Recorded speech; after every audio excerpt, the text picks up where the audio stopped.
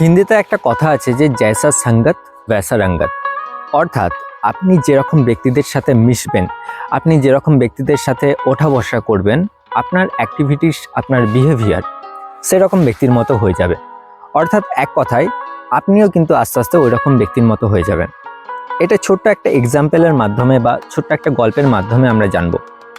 এই গল্পটা হচ্ছে বিজ্ঞানী আইনস্টাইন এবং তার এক বহু পুরানো ড্রাইভারের, যে কিনা আইনস্টাইনের সাথে বহু বছর ধরে কাজ করেছেন।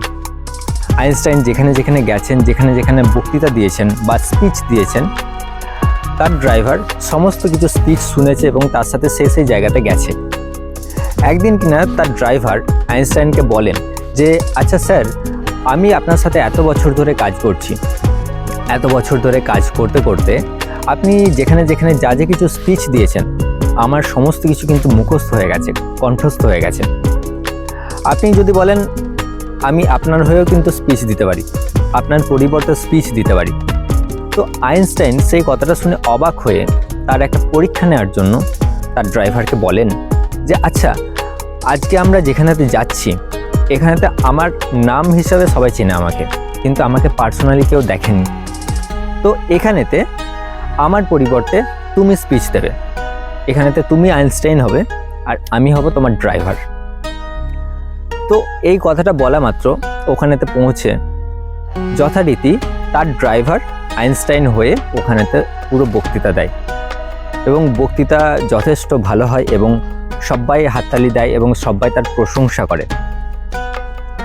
তো বক্তৃতার শেষে কোনো একজন ব্যক্তি তার ড্রাইভারকে, যে কিনা আইনস্টাইন সেজেছিল, এক কঠিন প্রশ্ন করে। তো ওই কঠিন প্রশ্নটার উত্তর ড্রাইভারের জানা থাকেনি। তখন ড্রাইভার নিজের সেন্স অফ হিউমার খাটিয়ে বলে যে, এটা তো বিশাল ইজি প্রশ্ন, এই সব ছোটোখাটো প্রশ্নের উত্তর আমি দিই না, আমার ড্রাইভার দেয়।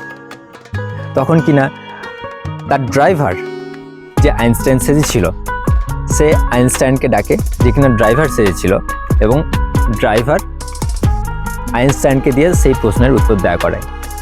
এই পুরো ঘটনাটা দেখে আইনস্টাইন খুব মুগ্ধ হয়ে যায় এবং তাকে প্রশংসা করে। গল্পটা এখানেই শেষ। এখান থেকে আমরা বুঝতে পারছি যে যেরকম ব্যক্তির সঙ্গে আপনি থাকবেন বা যেরকম ব্যক্তির সাথে আপনি ঘোরাফেরা করবেন, আপনারও অ্যাক্টিভিটিস কিন্তু ওই রকম ব্যক্তির মতো হয়ে যাবে। এক কথায় আপনিও কিন্তু আস্তে আস্তে সেরকম ব্যক্তির মতো হয়ে যাবেন। তাই সবসময় ভালোর সঙ্গে থাকুন, ভালো ব্যক্তিদের সাথে থাকুন আর নিজেকে আরও ডেভেলপ করুন। তাই সবসময় পজিটিভ চিন্তাভাবনা করুন আর লাইফে হ্যাপি থাকুন।